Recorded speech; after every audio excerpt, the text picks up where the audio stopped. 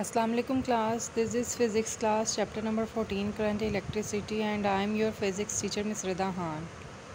कल हमने डिस्कस किया था कॉम्बिनेशन ऑफ रेजिस्टेंस, ठीक है, जिसमें हमने दो कॉम्बिनेशंस डिस्कस किए थे, एक सीरीज़ और एक पैरेलल। ठीक है, सीरीज़ कॉम्बिनेशन कल हमने थॉरली डिस्कस किया था, आज हम डिस्कस करेंगे पैरेलल कॉम्बिनेशन। ठीक है, पैरेलल कॉम्बिनेशन क्या होता है आपने पहले भी पढ़ा है, वो कैपेसिटर्स के बारे में पढ़ा है।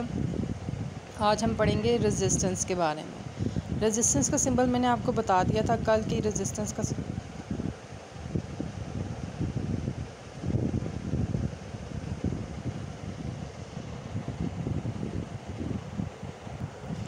कल मैंने आपको रेजिस्टेंस का सिंबल बता दिया था। जैसे हमने कैपेसिटर्स का पैरेलल कॉम्बिनेशन पढ़ा था, वैसे ही हमने रेजिस्टेंस का पढ़ना है, बस हमने उसके लिए सिंबल बस रेजिस्टेंस का यूज़ करना है। ठीक है, उसमें भी कुछ पॉइंट्स डिस्कस किए थे, इसमें भी हम कुछ पॉइंट्स डिस्कस करेंगे कि हमारे पास इन पैरेलल कॉम्बिनेशन जो रेजिस्टेंस होती हैं वो कनेक्टेड होती हैं पॉइंट टू पॉइंट।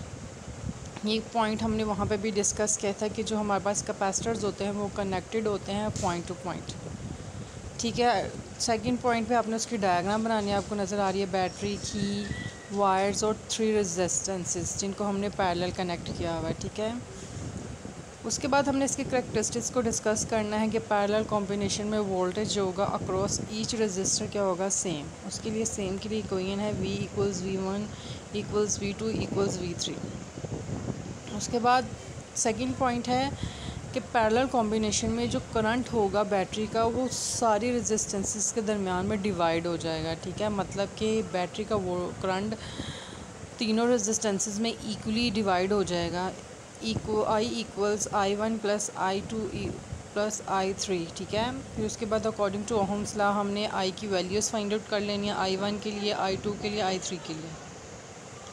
हमने इक्वेशन में ये वैल्यूज़ पुट करनी है। पुट करने के बाद हमने V को कॉमन ले लेना है। V को कॉमन लेने के बाद हमने इसकी V की कैंसिलेशन करके हमारे पास 1/R इक्विवेलेंट आ जाएगा, which is equal to 1/R1 + 1/R2 1/R3। ठीक है, ये हमारे पास R इक्विवेलेंट आ गया। अब ये R इक्विवेलेंट जो होगी ये बाकी रेजिस्टेंस की जो सर्किट की रेजिस्टेंस होगी उनसे स्मॉल होगी, क्योंकि जब हम बड़े इसका रेसिप्रोकल लेते हैं वो हमारे पास वैल्यू जो आती है वो स्मॉल होती है। ठीक है, और n number of capacitor resistance या कैपेसिटर्स के लिए हमने क्या किया था, हम सिंपली उनको ऐड करते जाते हैं। ठीक है, उसके बाद हमारे पास एडवांटेजेस हैं। दो सर्किट्स हैं, हम सर्किट कॉम्बिनेशन है, एक पैरेलल और एक सीरीज़। पैरेलल के ज़्यादा एडवांटेजेस हैं क्योंकि पैरेलल सर्किट में वोल्टेज सेम रहता है। तो अगर हम पैरेलल सर्किट में कंपोनेंट्स को कनेक्ट करेंगे तो जितने भी कंपोनेंट्स को हमने कनेक्ट किया होगा वो बैटरी का फुल वोल्टेज गेन करेंगे, इसलिए हम जो से नहीं जितने भी सर्किट कंपोनेंट्स हैं उनको पैरेलल कनेक्ट करते हैं। एक तो एडवांटेज ये है इसका। दूसरा एडवांटेज ये है कि अगर हम लेट्स सपोज हम फ़ैन को ऑफ़ करना चाहते हैं तो हम सिर्फ फ़ैन को ही ऑफ़ करेंगे, ये नहीं कि फ़ैन को ऑफ़ करने से लाइट भी स्विच ऑफ हो गई है।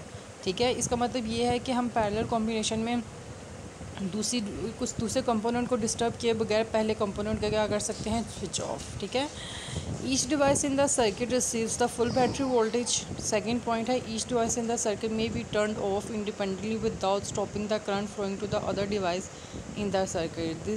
This principle is use in household wiring घर की वायरिंग में पैरेलल कॉम्बिनेशंस यूज़ होते हैं। उसके बाद हमारे पास एग्जांपल है R1 R2 R3 गिवन है और V गिवन है। आपने R इक्विवेलेंट फाइंड आउट करना है, करंट फाइंड आउट करना है और वोल्टेज तो 6 वोल्ट ही होगा क्योंकि बैटरी का वोल्टेज ही V1 होगा, V2 होगा, V3 होगा। ठीक है, R इक्विवेलेंट देखें आप फाइंड आउट किया हुआ जैसे हमने कैपेसिटर्स के लिए किया था, फिर I1 I2 I3 find out किया हुआ। इससे रिलेटेड आपने प्रॉब्लम भी करनी है एक्सरसाइज की 14.5। ओके, अल्लाह हाफिज़।